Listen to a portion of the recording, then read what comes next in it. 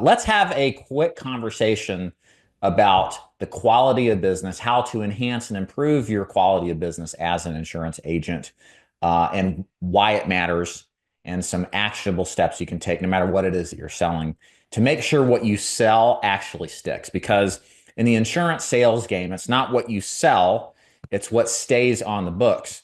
Your ability to make an income selling insurance is only as good as the quality of business you write. You will find out really fast if you are an excellent hardcore closer that closes anything and everything relentlessly, that it's not good enough just to convince somebody to agree to buy. You have to also get them to agree to buy and keep at least for 9 months, if not 12 plus months, as long as possible. Because in the insurance business, there exists what's called chargeback issues. So chargebacks are what you have to pay back after a sale is made if you are what's called advanced commission. So really, for most of us out there, you are paid in advance on commission. That's your income that you make after you make a sale. But that really is just a fancy word for a loan that is contingent on the policy you sold to actually stay on the books for how much ever time the advance is for. In most cases in life insurance, like in final expense, it's 9 months advance or 75% of the first year commission. Sometimes it's 50% with some carriers.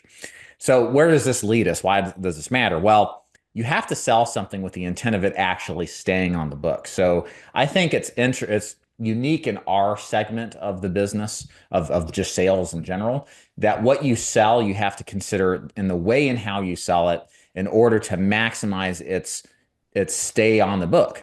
Because if it lapses because the client is because there's billing issues or it's too expensive or they get replaced, you now have to pay back that advance because it was contingent literally on that policy staying on the books. Does that make sense, y'all? So if you're new, it's really important that you not just write any type of business, but you write really the best kind of business that will stay on the books, because the policy that stays is the policy that pays. And likewise, especially really with all insurance, but especially life insurance, the one that stays is the only one that's going to actually do the job when the time comes and the client kicks the bucket, right?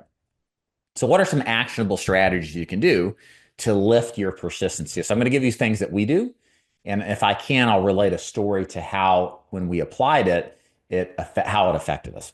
So the first thing that I would absolutely recommend doing, and I picked this up from Peter Roberts, who put a video out a while ago, and he talked about collecting the premium up front. Now, this kind of stood in contrast to what I've always believed in the final expense space. Sometimes you have to challenge your pre-existing beliefs.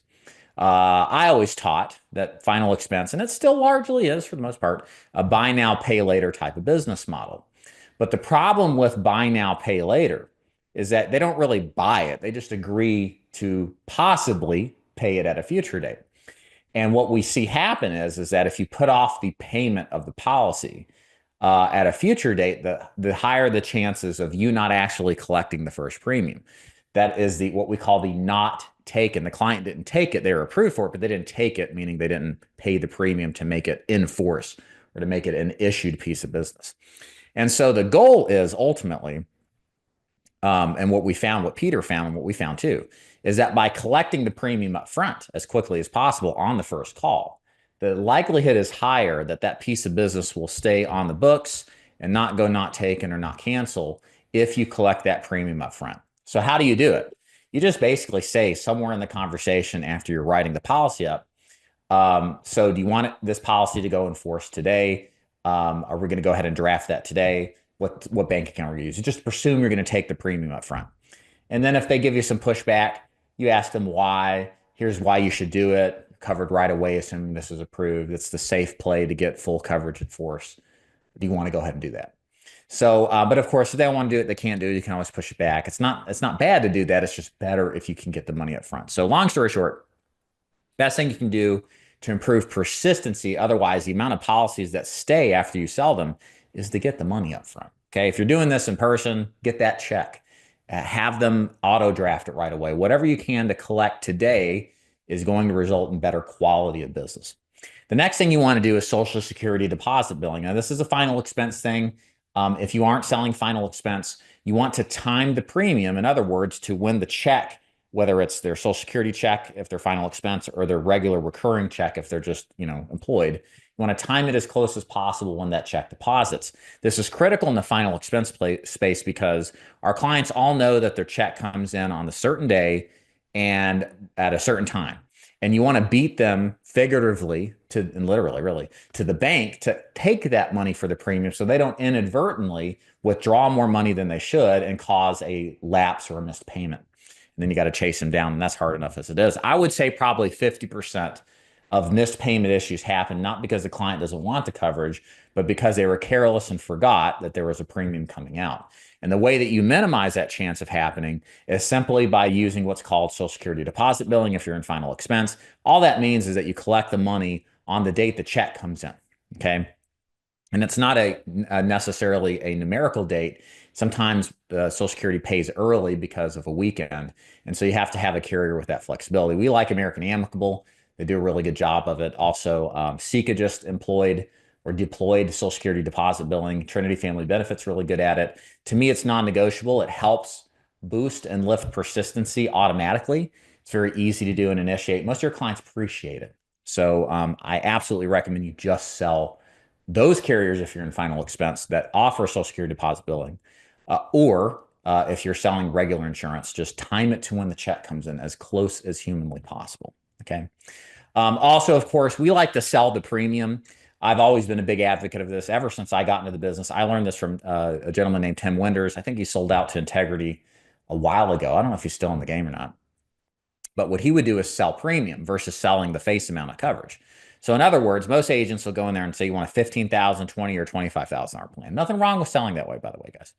But what in a final expense space, at least, and I would argue probably the rest of the life insurance space, you're up against the issue of can they actually afford what you're offering?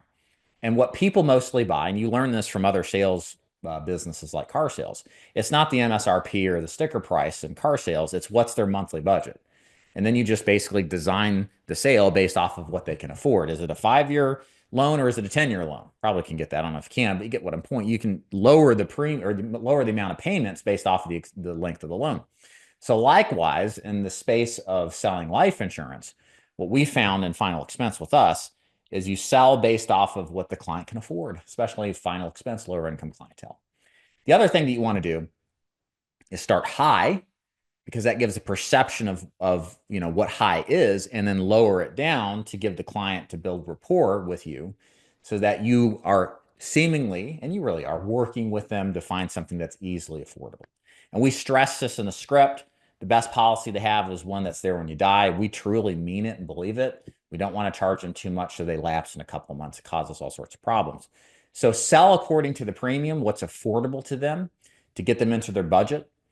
Start high to go low and then go low if you need to. That way you pick up the big premiums when they present themselves, but you also get all the smaller ones too as well. And you want the client to be 100% convinced that they can afford it.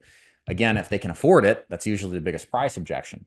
And if you can take that money on the check date every month or close to when they get paid, and you take it up front if you can, what you're going to see is a vast improvement in persistency. So those are just some things I wanted to throw out to start things out with how persistency works and how to improve your quality of business, guys. It's a huge problem. I'll end with this, and then we'll take your questions in the chat. If you're joining live, throw your questions in the chat. Happy to answer anything you'd like to.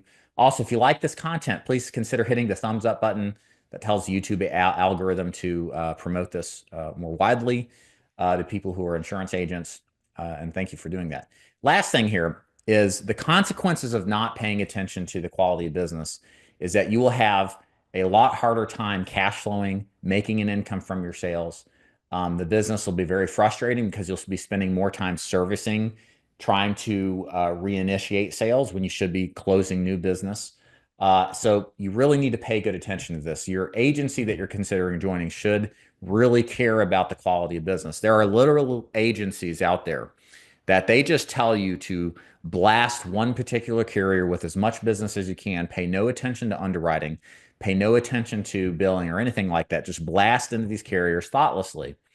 And what they don't tell you about are the consequences of doing so, and which usually end up being you make less money, if not all money back in a big way. That leads me to one other bonus tip here. Make sure you're selling carriers that are competitive to the client themselves. You don't want to sell a guaranteed issue plan to a client that could qualify for level. That means if the client has to wait 2 years, if they don't have to wait 2 years, but you force them into a policy like that, it's just a matter of time before another agent calls. As long as they're not completely incompetent, they'll probably replace the plan with a better quality policy. So, in short, make sure your broker sell some different products to make sure the clients actually stick on the books. Okay, great.